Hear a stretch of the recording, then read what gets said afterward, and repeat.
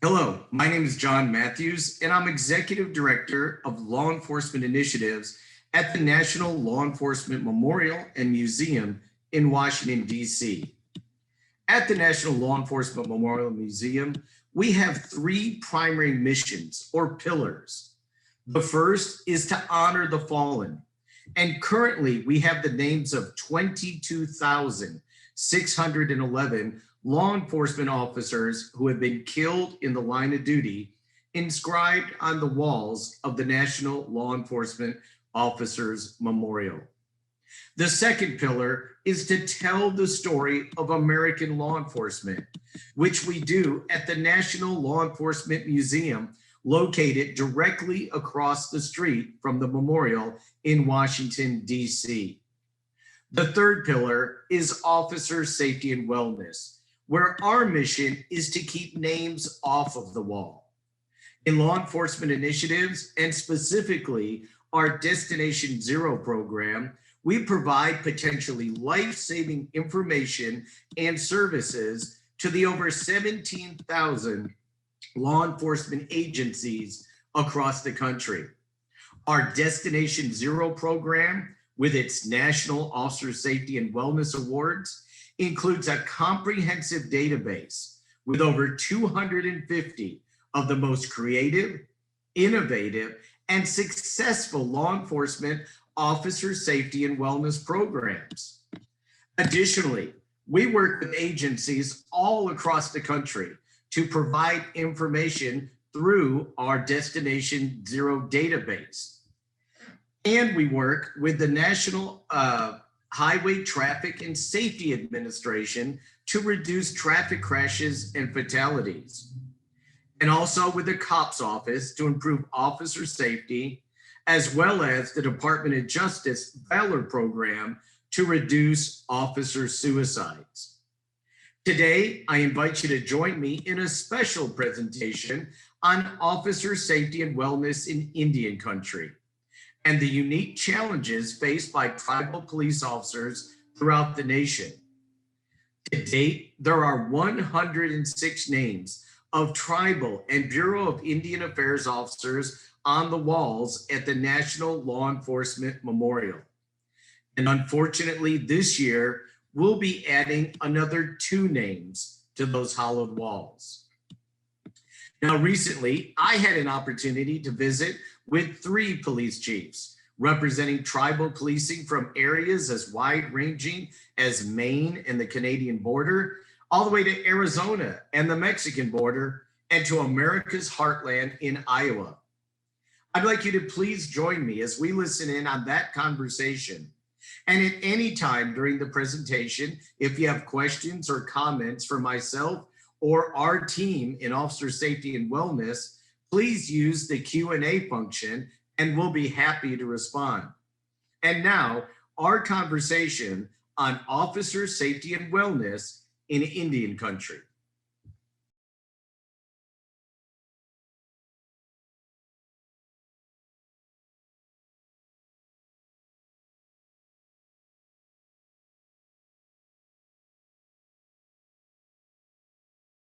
And to begin, I'd like each of the chiefs to introduce themselves, and we'll start off with Chief Robert Bryant.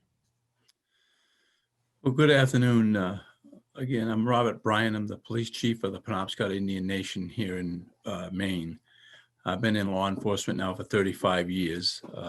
Been the police chief here at Penobscot Indian Nation for 14 years. The Penobscot Nation Police Department is comprised of a police chief, a patrol sergeant or a patrol supervisor, 4 full-time officers, and 4 communications officers. We have a communications center that provides 24/7 dispatch to the police department and other tribal departments. We are, however, not an emergency 911 center. That is done by a regional communications center in Bangor, Maine, which is approximately 15 miles away. The Penobscot Nation consists of 146 islands dispersed throughout the Penobscot River, with the main reservation being on Indian Island, which has a bridge connecting it to the mainland of Old Town. The population of the reservation is approximately 600 members. The tribal population is approximately 2,400 members. Besides the main reservation, the tribe has another 146 square miles of trust lands and 46 square miles of fee lands, which is spread out across the state, with some of it bordering Canada. The Penobscot Nation has a tribal chief and council form of government, with a majority of the tribal departments funded solely through a 638 contract. The police department was formed in 1975 under the Maine Tribal Police Grant Program. In 1980, the Penobscot Nation, along with the Passamaquoddy tribes of Maine, received federal recognition through the Maine Settlement Indian Act. From this federal act, the 5 tribes of Maine, to include the Penobscot Nation, began operating a law enforcement program, which fell under both certification requirements through the federal government of the Bureau of Indian Affairs and the state of Maine. The law enforcement program is solely funded through a 638 contract under the Department of the Interior. The Penobscot Nation Police Department operates 24/7 patrol with mutual aid agreements both with local, state, and county law enforcement partners. So again, I thank you for allowing me to participate in this panel, and I look forward to the discussion. Well, thank you, Chief, and I appreciate great description. Everybody can kind of picture your tribe up there in Maine. Next, Chief Elton Begay at Tohono. Chief Begay, tell us a little bit about your tribe and your tribal policing in Arizona. Hello, everyone. My name is Elton Begay. I currently have the privilege to serve as the chief of police. Excuse me. The chief of police with the Tohono Nation Police Department. I have approximately a little over 25 years in law enforcement experience. I just completed my 3rd year in this current position as chief of police. Our agency, or should I say our tribe, is comprised of 2 million acres, which equals about 4,200 square miles. The majority of the land in our jurisdiction or reservation is in southern Arizona, which is in Pima County and also parts of Maricopa County and as well as Pinal County. In 1937, the U.S. Department of Interior approved the Constitution of then what was our formal tribal name of Papago tribe. In 1986, the tribe adopted a new constitution, giving the new name change of the Tohono people, which means desert people. The reason for that is because the Spanish conquistadors had named the natives in this region kind of a, I would just say, a derogatory slang for bean eaters. So therefore, thus the name change. So, you know, with our agency, you know, we now have 100, we're budgeted for 103 police officers. We currently have 76 certified police officers, from the newest rookie officer to my position. And we have different areas of specialty and divisions within, meaning our SWAT team, our vehicular offenses, our criminal investigations, crimes against persons, to include our financial crimes division, as well as our, and I'm very proud to say, our drug task force, which is a group from Arizona Haida, which is the only Native American sponsored group with Haida here in Arizona. And with that, we also have everything that falls within the police department, to include all our civilian personnel, from records management to dispatch to corrections. Our correction facility is another branch within, and we currently have about 68 correction officers, which house. Right now, our current population is 100. The max population is 107. So we're very close and very cognizant of who we take into our jail. But to include, the miles of international border that we are responsible with the country of Mexico, which is, I had to get the final figures through our curators with the tribe, is about 62 miles of international border that we are responsible for. And with the current conditions with this country, the migrant overwhelming crossers is just, it's definitely keeping us busy, very busy. And then also, same thing as far as 638. We're now a 638 tribal agency, whereas before in the old constitution, before previous 1986, we were definitely all law enforcement was under the Bureau of Indian Affairs. And so now our police officers, including myself, are state certified. So we have the privilege to enforce not only our own tribal law, but some federal law to include state law. And so with certain certifications through Bureau of Indian Affairs, majority of all our officers, including myself, are Special Law Enforcement Commission. So, we have a variety of crimes that we are responsible for. And, with the assistance with those federal crimes with the U.S. Attorney's Office, we definitely, have a good working relationship as far as taking cases forward into federal court. And of course, with the Federal Bureau of Investigations and the agents that are signed out here. So majority of our investigators are certified through the Federal Law Enforcement Training Center, equivalent to an 1811 special agent. So a lot of the investigators have tons of specialty trainings, which I'm very, very grateful for under Bureau of Indian Affairs and the Federal Law Enforcement Training Center. So we have a vast variety of responsibilities, and so making sure that we are included into our everyday activities is just making sure the safety of everybody, to include our officers. Unfortunately, we had lost an officer in the line of duty in August of 2020, and so my job is to make sure that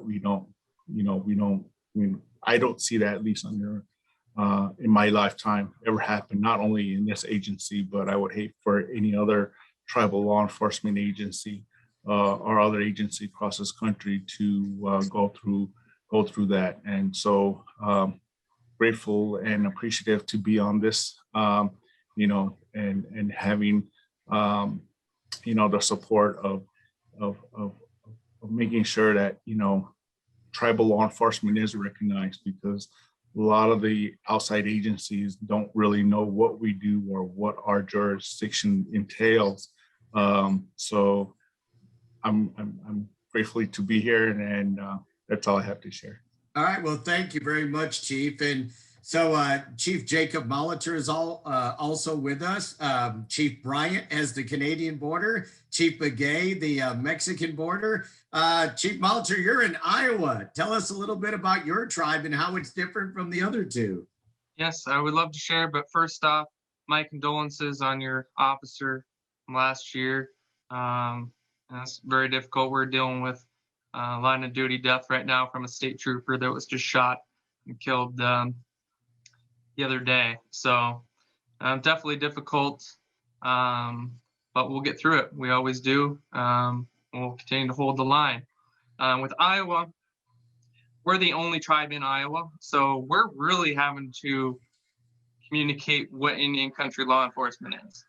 We, until 2018, the end of 2018, we're treated like a public law 280 state. So basically, we're all like state officers, and we had that law repealed And now we are in need of special law enforcement commissions, which we applied for but have not yet received to be able to file federal charges when applicable. All of our officers attend the Iowa Law Enforcement Academy, are state certified. We used to have mutual aid agreements with our surrounding agencies, and we have decent relationships, but we're still to the point where we don't have them. Our tribe is the Sac and Fox Tribe of the Mississippi and Iowa. They're originally from Canada. They're one of the Algonquin-speaking tribes. They're called the Meskwaki. They're the Red Earth people. The tribe has started with an original 80 acres. So here they get really offended by the word reservation because although the government as a whole still refers to the Meskwaki Nation as a reservation, they purchase every bit of their land. So 10 years after the state of Iowa became a state, the tribe, a lot of them hid out here for that time, and they ended up buying an original 80 acres, and the state of Iowa passed a law allowing them to stay. So they continued from 80 acres up to about 12 square miles, which our jurisdiction is now. They also have a wildlife refuge, which is not our tribal jurisdiction, but it's up in Palo Alto County in northwest Iowa. That was a person that wasn't affiliated with the tribe, but she wanted to assure that it didn't become hunting ground, and that was the only way to do so. We have a conservation officer on our department. They actually just got done with a turkey hunt yesterday. That was 2 days. They took out Native American kids, and they managed to get 4 turkeys. So we're happy about that. Non-native officers, so they had a learning process. So non-natives may dispose of parts of the bird where they can't. They need to keep in all these different pieces and really learn, dive into the culture even further on respect to the animal and hunting. Our jurisdiction is made up of chief, assistant chief, lieutenant, sergeant, 2 investigative positions, a detective, a narcotics detective, an office manager. We have 2 correctional officers that do transports. We are solely tribal funded outside of our grants that we get from the Department of Justice. We are moving towards self-governance as a tribe. And at that point in time, we're hoping to get funding from the Bureau of Indian Affairs for law enforcement. I also serve as the chair of the Small and Rural Law Enforcement Executives Association. If you haven't done so already, I encourage you to get on board with that. We represent small, rural, and tribal law enforcement across the United States. The website is smallruralalltogether.org. We're doing really good things over there. We've got a great group. We also have Michael Longhat, if you know him. He's on the board. He's down in Oklahoma, the DIA. That's all I have for now. All right. Well, thank you, Chief. And I wanted that kind of long introduction from each of you to show how varied policing in Indian country is. And this is a great representative panel from Maine to Arizona to Iowa, from a reservation that is bigger than the state of Connecticut to one that's 12 square miles. And I think this is a good representation of tribal policing in the United States. We'd like to talk specifically about some of the unique challenges that you face in your tribal law enforcement agencies. As we've kind of discussed previously, lack of resources, geography can be a huge issue when officers need cover. The jurisdictional issues, as some of you have already kind of spoken about a little bit, very, very different than what those watching that may be from municipal agencies, sheriff's offices, or other offices experience in their line of law enforcement work. So Chief Bryant, can you start off and talk to us just a little bit about some of the challenges that you see in the area of officer safety and wellness? And then, of course, at the end of this session, we're going to end with some solutions. So Chief Bryant? Sure. Well, there are many unique challenges that we face here for tribal law enforcement in Maine, such as the issue of relying upon backup that in some instances is many miles away. This mutual aid is not always consistent. And in some cases, it doesn't show up, and the reason for this is because of the many political and also personal barriers that have existed since the Maine tribes have formed law enforcement programs.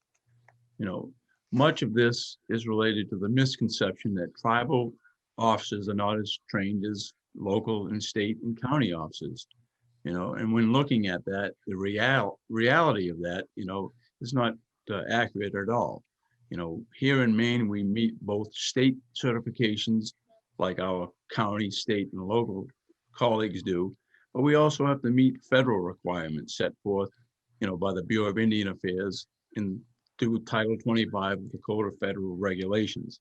So that whole misconception that tribal law enforcement, is less trained than other law enforcement agencies, just doesn't hold water.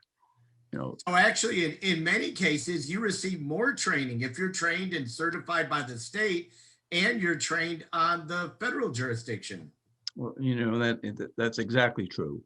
And, I've been to both training facilities and, looking at the Indian Police Academy out in Artesia, New Mexico. It's a wonderful training site, and really what they have to offer compared to what I see at the State Academy here in Maine, it's quite more advanced there at the Indian Academy.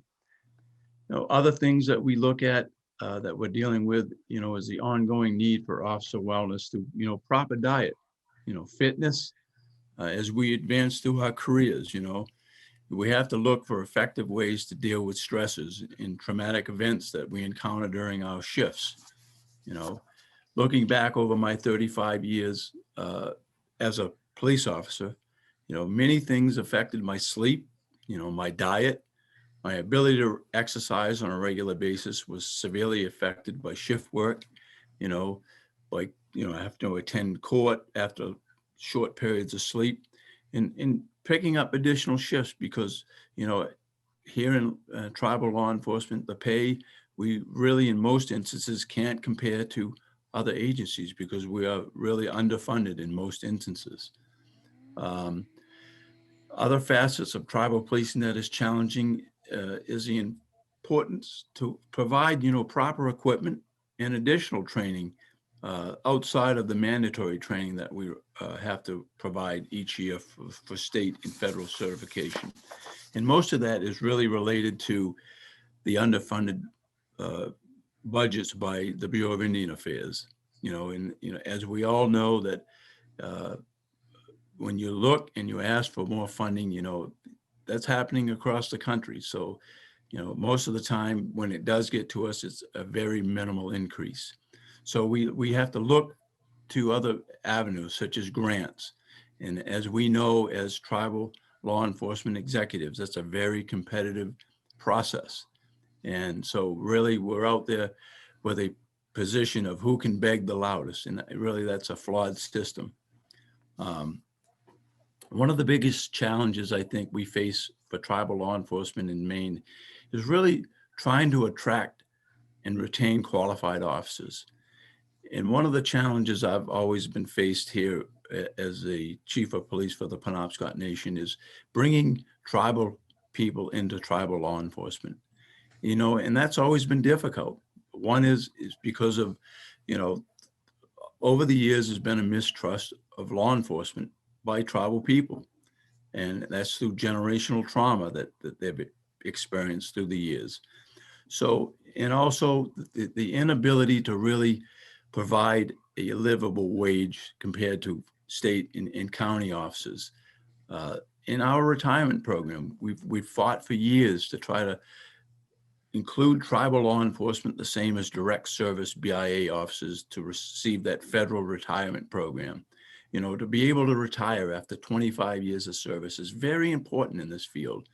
If you've worked this field, this profession for any number of years, you understand that it is a young person's profession, because as we get older and we work shift work, it takes a huge toll on you. So to be able to look at that light at the end of the tunnel and say, in 25 years, if I'm still in my, mid to later 50s, and able to retire and do something else, that's huge. And when we cannot offer that, it's very difficult. And essentially, we become a training ground a lot of times for other agencies. We bring new officers in, they get trained. After a couple of years, they're looking for the best opportunity for themselves and their family, and they move on. And I've always told my officers, you do what's best for your family and yourself. So, that's one of the biggest things that we really face for tribal law enforcement. I know, at least here in Maine. Well, and that's an entire assortment: resources, funding, lack of proper funding for officers, salary, payroll, pension, and benefits. The geography you talked about, and the lack of backup, the lack of additional training. I mean, those are some huge obstacles that, quite frankly, many agencies, non-tribal agencies across the United States, may face a little or a small portion of it. But it seems in tribal policing, it's almost the nexus. You're facing all of that every day. And I want to switch over to Chief Begay, because again, I think Chief Bryant mentioned several issues that you and I have discussed over the years. And because of the sheer size of your reservation and the number of officers, tell us about some of the unique challenges that you're facing there in Southern Arizona. The unique challenges that we face is basically what Chief had just mentioned. I mean, I think that's across the board, and just the competitiveness of salary. I am compared to here in Southern Arizona to a sheriff to a county here, and knowing that we deal with border related situations just like that particular county. I won't name them out of respect, but I work very well and network with the sheriff there, and so making sure that across the board, whether it be just operational funding, with the BIA funds, and to include the tribal funds that I'm very grateful to have, we're still about 25% less than some of our competitive agencies here in Arizona. And so, that is the hugest thing that, especially now, the current generation, they see the dollar figures. And so, knowing that there's other agencies across the board that have high vacancies, we have huge metropolitan counties that are near our jurisdiction, and there are 200 to 400 vacancies in those agencies. And so that's just one of the big things and that I see. But overall, the geographic area, we have to drive a little over an hour just to our duty station. So a lot of wear and tear on vehicles, and obviously tribal roads aren't, maintained by BIA. And so, sometimes, I hear our officers getting upset saying they might as well just clear out that old asphalt and just keep grading the dirt road, because that'd be so much better. But that's one of the hurdles that we have to include, just the overall, commitment that, we have a core base that love being police officers here, because especially nowadays, knowing that their academy partners are, had been in the front line of some sort of protest, or, dealing with some riot in the metropolitan areas. And so definitely, again, that's one of the other things that I'm appreciative from our hardworking people, but to include just the well-being, health-wise, Chief had mentioned before, we're out in the middle of nowhere, so we don't have, every corner a restaurant, any kind of restaurant, let alone, we only have one grocery store here in the state, on our nation. And again, as mentioned, that we're approximately the size of the state of Connecticut. So, and even then, they're limited as far as hours and what they serve. And so, to include the drive time, the wellness of exercising, you have patrol officers spending 10 hours a shift, but to and from, that's tack on another 3 additional hours. So by the time you're home, you're gone, you're spent.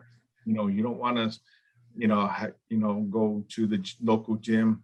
Well, I know now they're open with this pandemic, but it's just the drive and to have that continuously, and then of course not continuously maintaining the healthy eating habits. And so I, for myself, can say that I had gotten into that category where it was repetitive, where that's all I was doing day in and day out, was coming to work super early and leaving super late, and it was just routine. And so with that, I gained a lot of weight, and unfortunately I had to say, okay, well, I gotta make that change. But I'm privileged because now all my kids are adults and it's just me and my wife. So whereas majority of our staff, they have families and little, some are just starting out. So not having the time to work out, and we have facilities here, but because of the pandemic, they have been closed. But even then, by the time they get here, unfortunately, our government, they don't recognize, even a wellness day off. And I'm trying to push that to include, having our officers, when we somewhat get back to normal, we have the opportunity to utilize some of our exercise areas from different parts of the nation, to do it while on duty.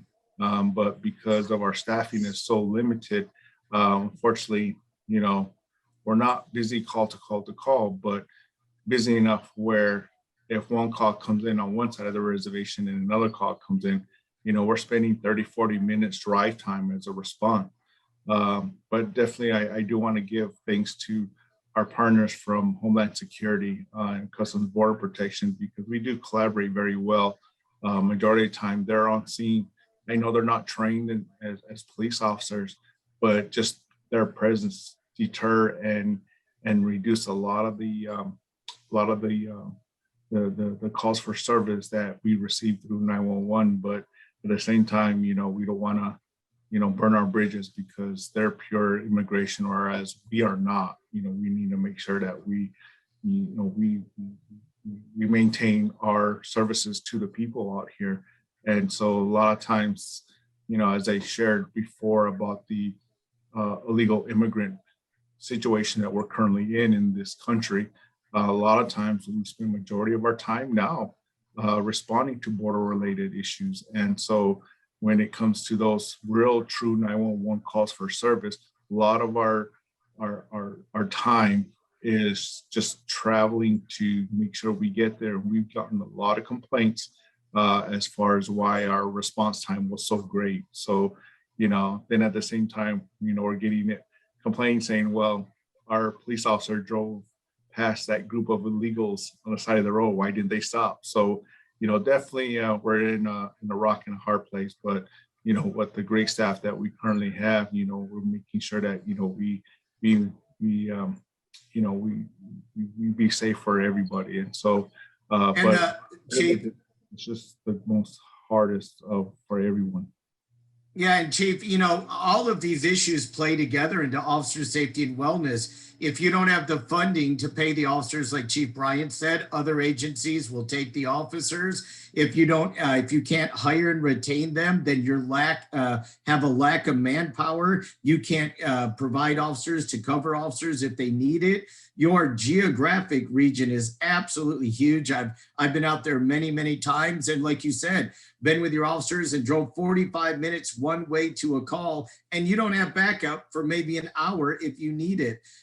So the situation out there is just so much more dire than many of our urban and suburban agencies could even imagine. And hats off to you and your officers for doing what you can to address tribal issues, address federal issues, immigration issues. and still try to serve your public. But every one of these issues that you mentioned play directly into officer safety, and it's why we're talking about it today. It's why we want to come up with some solutions, and why we want to try to assist you going forward, so you can keep those names off of the wall. Chief Molitor, you've got about 12 square miles up there. Tell us about some of your unique challenges in officer safety and wellness. Hopefully your officers have a little more access to better food, better diet, better physical workout facilities than what Chief Begay was talking about. Yes, we definitely do. We have a casino on our jurisdiction. We also have two small neighboring towns. We're within 15 minutes of a city that's population of 30,000 people that has workout facilities and whatnot. We don't have a program for the police department.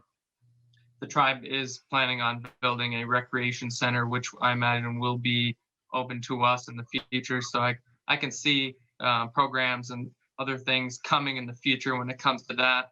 But right now, what I'm focusing on is what I can control. There's so many things as a tribe that vary to non-tribal agencies. What I think we really have to do is focus on all the great things about working for a tribal agency, and highlighting those and drawing the people that want to be part of that, and making it known what is so special about being part of a tribe.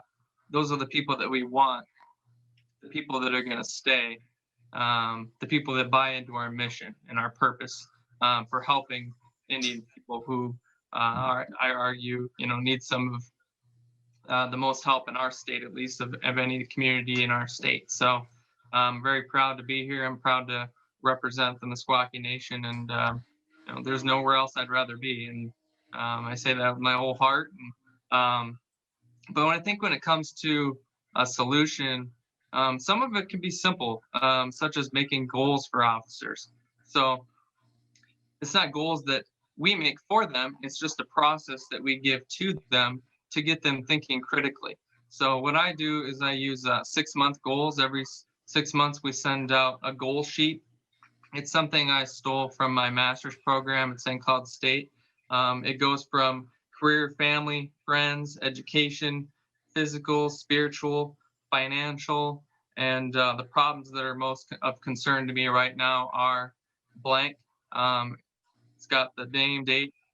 It's nothing that they turn into us or anything like that, but we're basically have open arms and saying, if you want to share any of this with us, we're more than happy to guide you. Research says that if things are written down and you share your goals with people, that in turn, they'll be more likely to achieve those goals. So some of those could be the physical.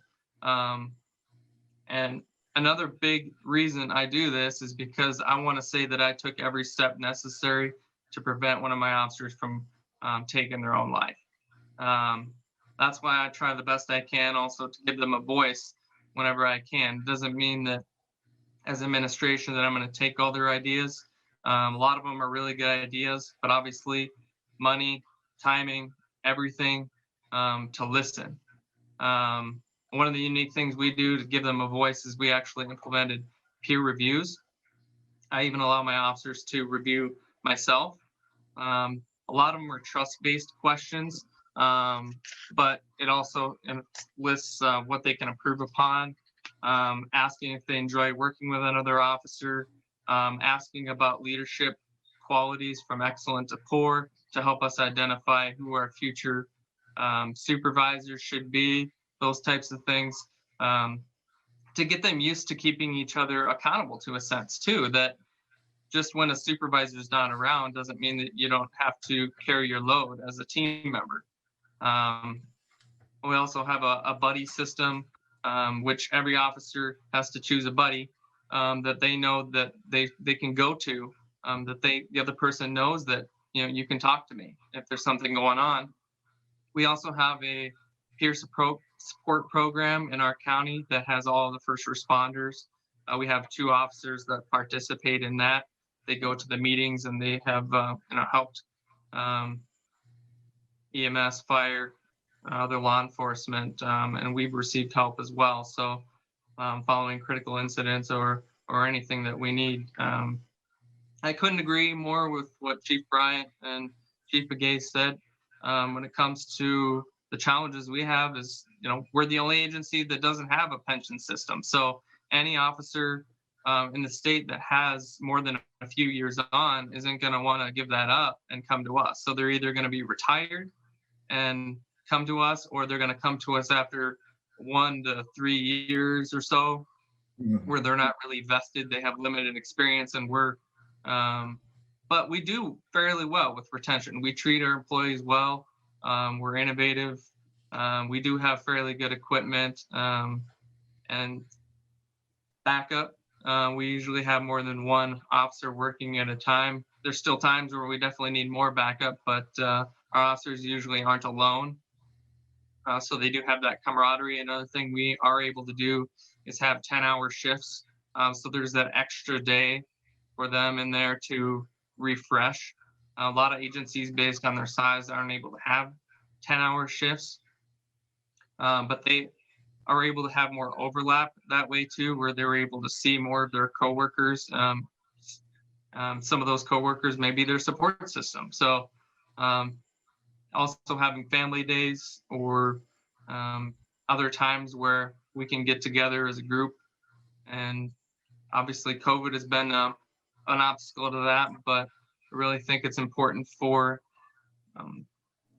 wives, significant others to know each other so that they have support. I think that's something that we forget a lot about, that it's a learning process for them too. Bringing a new officer on, the spouse, the family, they all have to learn how to answer everybody's questions and how to cope with the differences. Someone comes home a little upset or just not knowing how to live their lives now that their significant other is an officer.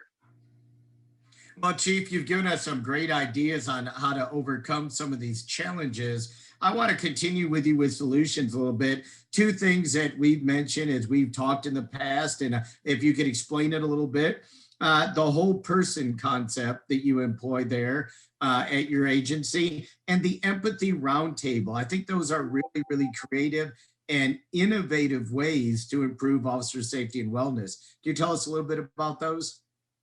So the 6-month goals was the whole person philosophy. But basically, we have to recognize that our employee, they're the same person that comes in from their days off and vice versa. That if we're supporting their personal goals, that should be just as important to us.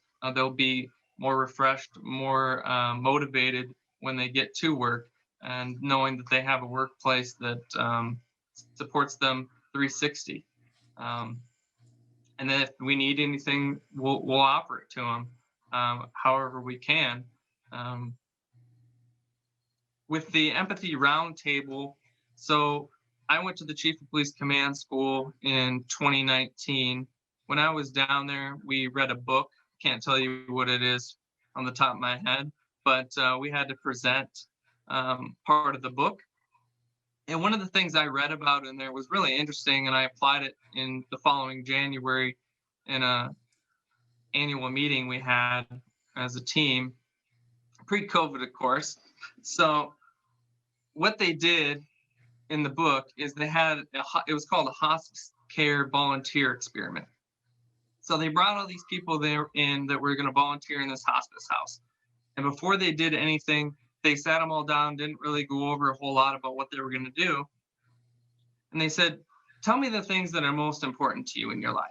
So basically, they're all getting to know each other, writing down. So be specific. Write down your dad's name, your mom's name. Kind of gives me goosebumps talking about it. But your dog's name, your most valuable, beaded medallion, for example. The things that you would be devastated in your life to lose. And when I talked about it, I talked about Indian country because of how much loss there is in Indian country. Over 2.5 to 22 times more loss in people's lives in Indian country. So they brought these people in and they replicated taking things from them in their lives. So they would take a couple cars. No, there's a car accident. They lose a whole family. So you as supervisors come in and you take these items from these officers. And there was people in this experiment that broke down and cried. They didn't lose anything, but it was just the thought, the devastation of losing the things that they couldn't, imagine losing in their lives, which Indian people deal with all the time, dying at young ages, sexual assaults, domestic violence. It goes on and on and on. So I use this with my agency, and I was actually very surprised how well it went. I didn't know how well it would translate from the hospice care to the law enforcement officer, the big tough. But there was people that got emotional about it. There were some people that didn't take it as seriously. But I think it was a good learning lesson to help us with empathy. And the reason I think this works with officer safety and wellness is because it could help us better understand our community, and it could bring us closer together. And when we're interacting with people, as a result, we'll be safer because they know that we're interacting with them with the best intentions, trying to help. All right, that sounds amazing. A very, very innovative concept. And that's what we like hearing in officer safety and wellness at the Memorial and Museum. Chief Bryant, you and I have discussed you're a big proponent of debriefing after traumatic events, and you do have the ability to give wellness days, I think. Can you give us some of the solutions that you've implemented in your tribal policing agency to try to improve officer safety and wellness? Sure. I think that, one of the things that I attempted to change, and I think we've made some progress in that area, is this whole thing of misconception about tribal law enforcement. One of the things that we did here was the tribal police chiefs of Maine, working with our state legislators, was able to pass a bill in the Maine legislature that allowed a tribal law enforcement executive to sit on the Maine Criminal Justice Academy Executive Board. And the importance of that is that it now allows us to have a voice when it comes to training and policy, and as a voice of diversity to that decision-making process.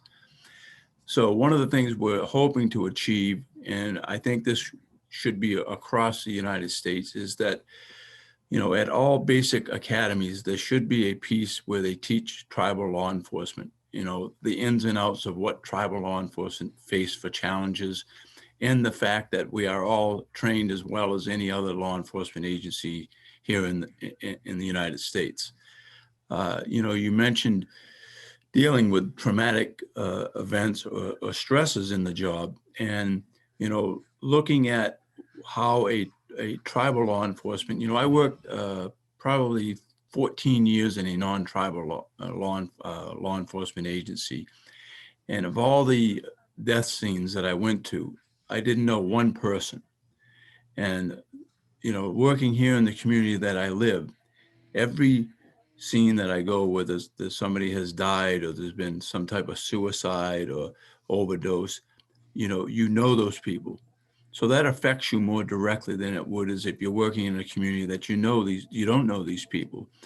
So instead of being a voluntary approach when it comes to counseling and debriefing, I made it mandatory. So if you, as an officer here at the Penobscot Nation, deal with a traumatic event situation, a call, it is mandatory that you sit down and attend a counseling briefing with a trained psychologist just to talk it over. Because I've found, over the years when I dealt with those types of situations, I brought that old school mentality at first into play where, you try to act tough, don't let it get to you, stuff it down, move on and do the job. Well, I've come to learn, that's not an effective way to do it. And it's not a healthy way to do it. So, incorporating that into my policies here, that it is a mandatory session, I think is really bode well for the process here. And finally, looking at it, one of the things I know is we've got to change is this whole issue of retirement. And, we have to do it as a collective voice, because there's no reason that tribal law enforcement is set aside differently than BIA direct service officers. So and I implore all tribal chiefs to get together and to really come together as as a collective voice and to really affect change. Because, when I go back to that issue of getting a seat on the Maine Criminal Justice Academy Board, that took us 5 years, 5 bills submitted. Each time we were told no. The first 4 times we were told no. We actually had state and local law enforcement agencies voting against us, going down and testifying against us of being on that board, until we actually sat down and explained the purpose behind it. So again, we could have gave up after the first, second, third, even 4th time that we were told no. And I used to chair the United South and Eastern Tribes Law Enforcement Committee. USED is the name of the organization. We met multiple times with leaders of the Bureau of Indian Affairs, Law Enforcement, Justice of Services, Office of Justice Services, and continually gave excuses and reasons why we cannot afford us the same retirement program. And, I'm not one to say accept defeat. So again, I think one of my missions before I do retire, which is a little over 2 years, is to try to get that changed, try to bring together all tribal law enforcement chiefs to say, how do we go about a collective voice to force this change? So, it's not going to benefit me, I'll be gone, but it's going to benefit the people that follow me, and it's going to make for a better life for tribal law enforcement officers. So, if for you on the panel today, spread that word. And, I do take that as a mission. That's something I want to accomplish before I do retire. Again, as a chief, you've got to look at this idea of hiring, recruitment, retention as an officer safety issue. If we don't have enough officers out there to cover each other, we can lose an officer in the line of duty. If we don't have enough officers to respond to the calls for service, our community is going to suffer. If we don't have enough officers to respond to calls appropriately, the community and the officers suffer. So this is a huge issue. This is kind of a executive issue that must be addressed, but it's one that goes all the way down to the officer level and touches the community. And in the end, we just want it safer for our officers and safer for the community. I really appreciate some of those comments, Chief. Chief Begay, let's kind of end it with you. I love visiting with you and you painting that picture of policing in Southern Arizona. And I've been out there and I've driven the desert roads with you, and I've been out there with your officers, and I've seen those challenges firsthand. But I know that you're trying to implement some things to improve officer safety and wellness. In a post-COVID environment, we talked about physical fitness programs and mental health programs. Can you talk about some of the things that are on your radar to improve officer safety and wellness in your area of the country? Well, going back on the loss that we had suffered last year, and going forward and making sure that our officers' behavioral health is taken care of. Unfortunately, with our tribal government, I cannot make anything mandatory, whether if it's a briefing, debriefing, or any type of therapy. But I do offer it as much as I can to include utilizing our own tribal behavioral health through IHS. They work significant. They've done wonders, should I say, in helping people through not only this pandemic, but everything else that they may feel are traumatized. And so I offer that, as well as to include our outside sources who we have vendors that we utilize for our hiring steps when we have psychologicals, because that's making sure that although we're so large in geographic wise and population, we're not that huge either. The population here in the Tohono Nation is about 37,000. We're so spread out in very rural areas. But we still have that small town mentality where I'm not going to go and seek assistance because so-and-so is going to know that I was here or the word's going to get around. So we obviously have had that from the past to current, and I still hear it goes on to this day. So utilizing services with in-house, I call it, it's difficult for some of our staff to do that, but offering, our vendors that we utilize so that way they can feel comfortable and making sure that, it is strictly, and it's always going to be confidential, but now, utilizing those vendors, they'll definitely feel a whole lot more comfortable and hoping that whatever assistance they obtain, it'll help them out. To include, actually, we had just set up, going through our physical fitness and defensive tactics and making sure that, again, we keep our overall physical fitness at a level where we need to be, because if we're going to be, again, that officer dealing with the situation hands-on and our backup is maybe 30 to 40 minutes, they got to be prepared. I know way back when going through the academy, you had a segment called Fight for Your Life, and that was only 2 minutes, and you're exhausted where you're ready to pass out. But now having to deal with the situation where your backup is 30 to 40 minutes, making sure that those officers are reminded to maintain their physical fitness. So we just implemented that again. We tried it last year, but because of the pandemic, basically our whole tribal nation, as well as I'm pretty sure as the chiefs here, went into shutdown. And so now that, we've been privileged to vaccinations and people being very vigilant and helps utilizing the safety precautions. So we're now going forward with that to have our physical fitness and defensive tactics. Actually, we just came out right now where I am making it that I can make that mandatory. So again, it's going to touch on all that to include behavioral health as well as eating habits.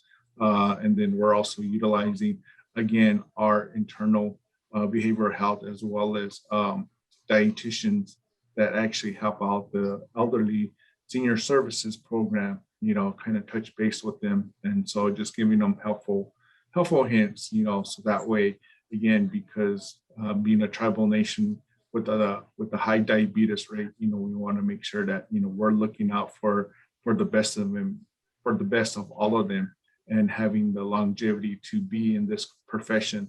That's one of the goals that I have for everybody, because again, everybody works hard to not only test to become a police officer, but when you are chosen and you get to an academy, I mean, that's kind of where you peak. And then from then on, as years go by, you kind of start lagging year after year after year. And kind of like my experience, I felt that and I went through that, and where I had to make a difference, so, I'm gratefully that, I took that challenge upon myself. And so want to make sure that others can also see that within themselves and take that challenge, and making sure that, again, they're healthy, not only for their position, but for themselves and their family. So that's what we are currently working on right now here in the Tohono Nation. And as things starting to slowly open up, and with the obviously restrictions, better than it was obviously a year ago. So taking that forward, that's what we're doing on our part. All right, Chief, thank you very much. I really appreciate that. And it's great hearing the innovative and creative things that each one of you are doing to try to assist your officers. And like any law enforcement executive, our biggest asset is our personnel. And to make sure that they're healthy, that they're mentally resilient, and that's what we strive to do each and every day. Any closing comments from Chief Bryant, Chief Molitor, or Chief Begay? Thank you very much for this opportunity.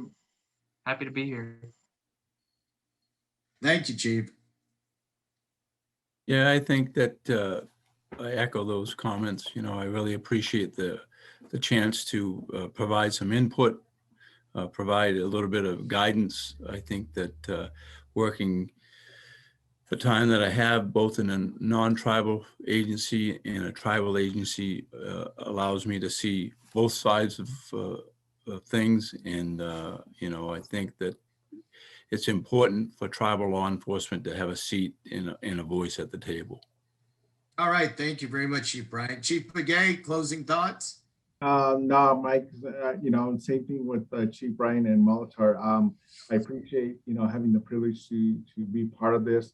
And now going forward, just, you know, making sure that everybody in the country, to include the world, you know what we do and what we're up against, because tribal nations, you know, as I don't want to sound very political or pro or anti-government, but, you know, when we take that step as warriors, you know, it's a huge commitment. And so wanting to make sure that, you know, not only do we watch our own that watch 24/7, 365, you know, we want to make sure that they do it as best and as safe as possible. So I do appreciate everybody and this opportunity to be part of this.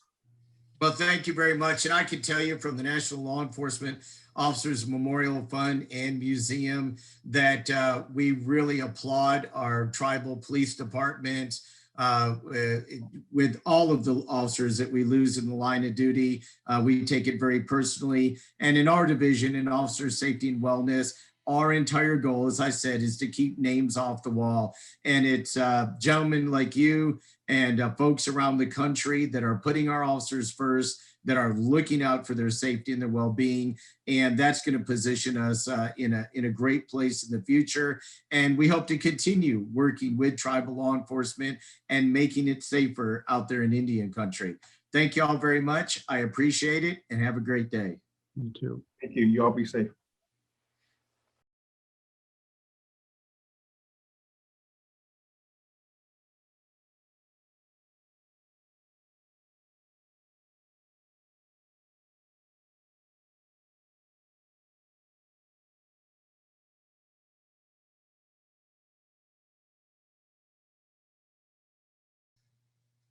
All right. I hope you enjoyed that recorded session that I did with several of the tribal chiefs last week. We got many questions that have come in. I'll try to get to as many of those as possible. Someone asked about, do the tribal nations use Indian health services? And we did discuss that. I think many of them do use Indian health services and professional psychiatrists and psychologists. And they do incorporate cultural and tribal behaviors, tribal culture, tribal traditions into some of the debriefs that they do with their officers. And I think that's great. We had a question come in about communications on the reservations in Indian country. I think most of the departments are where they need to be as far as, do they have communications equipment, radio equipment, but because of the vastness of the territory, the location of where the officers are out on the reservation, sometimes you get bad service, no service. And you're right, just as the question came in, it does play into officer safety and wellness. And so that's an area that we can improve on with our communications equipment, especially on the huge reservations out there. We had a question about, do they often offer family retreats, work with the families of officers, or have formal mentoring programs? And I think that's agency to agency. Some agencies do, others don't. Others do it on a very limited basis. But all of those programs are beneficial officer safety and wellness programs. And certainly any of the tribal police departments have access to the resources in our Destination Zero database that talks about mentoring programs, peer-to-peer counseling programs, family retreats, financial programs, and all of those things to help make our officers more mentally resilient and healthier for their entire career.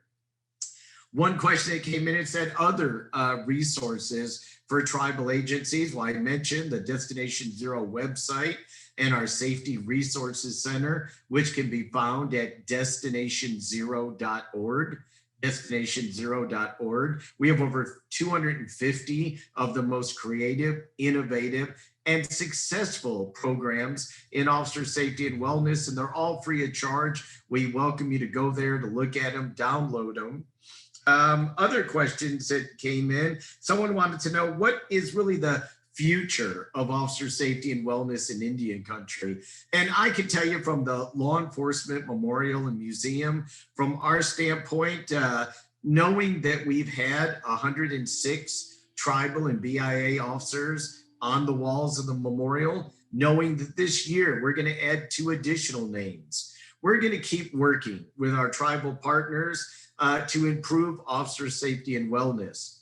We're going to work with them in the future on peer-to-peer mentoring programs and providing more services, counseling services out there in Indian country.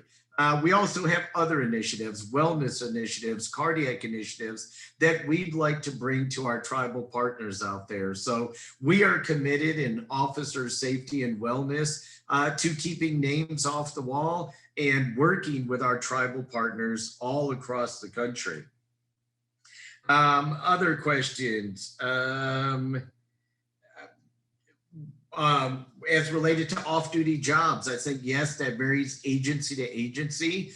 I think many of the tribal agencies do have officers that work off-duty jobs, and that does lead to sometimes an excessive workload. Your regular job, your court appearances, your off-duty jobs, and that adds to that stress and toll on those law enforcement officers. We did have questions about, do they have peer mentoring programs? I think some agencies work with their local counties, work with some of their local mental health providers or Indian Health Services again to get some mentoring programs, but it's not across the board. And that's one thing I think that can be worked on and improved on, is that we can provide more services to our partners out there in the tribal police agencies. I want to thank all of you for participating in this program, asking questions. The chat was very, very active all throughout the program.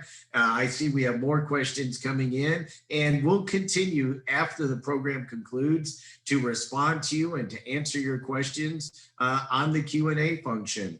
But right now, I'd like to thank you for joining me today and my team at the Law Enforcement Officers Memorial and Museum in the Officer Safety and Wellness Division for this special presentation on officer safety and wellness in tribal policing. I hope, as you've seen, that tribal policing has its own unique challenges. And here at the Memorial and Museum, we're committed to working with our partners to improve officer safety and wellness in Indian country. We'd like you to stay tuned over the next several months as we develop and implement officer safety and wellness programs with our tribal partners. And if you'd like more information on the initiatives and programs here at the Memorial and Museum or in officer safety and wellness, please go to destinationsero.org.